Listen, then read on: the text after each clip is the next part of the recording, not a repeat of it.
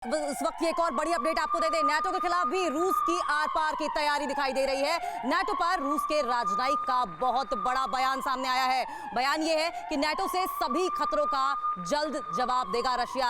रूस के पास नाटो के खिलाफ बड़ा प्लान मौजूद है। कीव इंडिपेंडेंट की रिपोर्ट के मुताबिक ये बयान बोस्निया में जरूरी जो राजदूत मौजूद है, रूसी राजदूत, उनकी ओर से दिया गया है। तो लगातार अब नाटो की ओर से बात कही जा रही थी कि एक तरफा हमला किया जाएगा, वहीं रशिया अब कह रहा है कि अब वो पलटवार करेगा। मैम, ये जो खबर है इस पर आपका रिएक्शन मैं चाहूंगी। अब नाटो का जो प्लान है, रूसी राजदूत कह रहे हैं कि हमारे पास उसका जवाब देने की प्लानिंग है। क्या प्लान हो सकता है जो अभी कर रहे हैं? सबसे बड़ा प्लान तो वही है, क्योंकि नाटो एक्चुअली जो है वो कोल्ड वॉर के दौरान बना एक मिलिट्री अलायंस था पूरे वेस्टर्न ब्लॉक का। तो जब रशिया का जो अलायंस था वॉर्सो के तहत जो बना था, वो जब समाप्त हो गया तो कहीं ना कहीं 1991 के बाद, रूस के विघटन के बाद एक्सपर्ट्स ये मान रहे थे कि नाटो भी अब धीरे धीरे करके अपना महत्व खो देगा।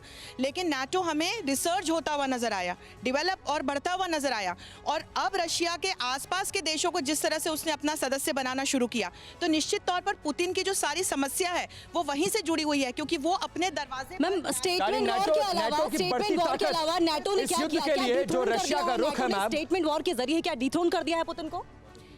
नाटो अपनी चाल जो है काफी समय से, ये जो पूरा अलायंस है यूएस के साथ में चल रहा है, कि जिसमें आसपास के रशिया के जो देश हैं, जो कभी रशिया का भाग हुआ करते थे, वो आज की तारीख में इस बीच दो लोग हैं जो इस पर अपने अपने पॉइंट रखना चाहते हैं, रविंदर सचदेव और एक कपिल जी। पहले रविंदर का एक स्टेटमेंट लेते हैं जल्दी से। रविंदर, काफी सारे पॉइंट्स हैं, बट इस समय जो नेटो की बात हो रही है, अगर रूस का काउंटर प्लान है नेटो को, लॉजिकल ये होगा यूक्रेन फंस जाएगा जैसे भी रशिया फंसा रहेगा।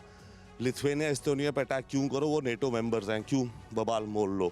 फिनलैंड और स्वीडन को थ्रेटन करो। फिनलैंड एंड स्वीडन दोनों नॉन नेटो हैं, उनको थ्रेटन करो कि लेकिन आप जो बात कह रहे हैं 2 आवर्स के अंदर मारियोपोल में क्या, मारियोपोल में भी इसीलिए हमला बढ़ा दिया गया। एक्सपेंशन प्लान नहीं है। देखिए, नेटो के क्रैक सामने आ चुके हैं, समझे? तो ये खाली नाटो नहीं है, ये अमेरिका की जो आर्मामेंट इंडस्ट्री है, ये बात वो दुनिया के हर कोने में संघर्ष बनाए रखना चाहती है, चाहे वो नाटो हो, चाहे। लेकिन सर, रशिया का एक्सक्यूज है कि नाटो की जो बढ़ती ताकत है उसको नाटो देश जैसे घेर रहे हैं, इसलिए उसने रिएक्ट किया। वो रिएक्ट नहीं करना चाहता था। उसने बार बार यूक्रेन से कहा कि आप नाटो की सदस्यता नहीं लीजिए, हम हमला नहीं करेंगे। लेकिन यूक्रेन ये बात नहीं माना, जिसके चलते हमला करना पड़ा। द्विवेदी सर, आप कुछ ऐड करना चाह रहे थे।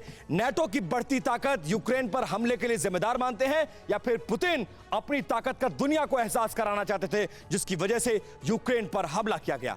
बिल्कुल ठीक है, क्योंकि जो पुतिन की जो एक स्ट्रेटजी है, एक डिल्यूजन है कि रशिया अभी भी एक विश्व की ताकत बन के उभर के आना चाहता है। अब देखो किस तरह उन्होंने वेस्ट एशिया, मिडिल ईस्ट में अपने आप आगे बढ़ाया है, किस तरह उन्होंने अपना नेक्सस बनाया चाइना के साथ।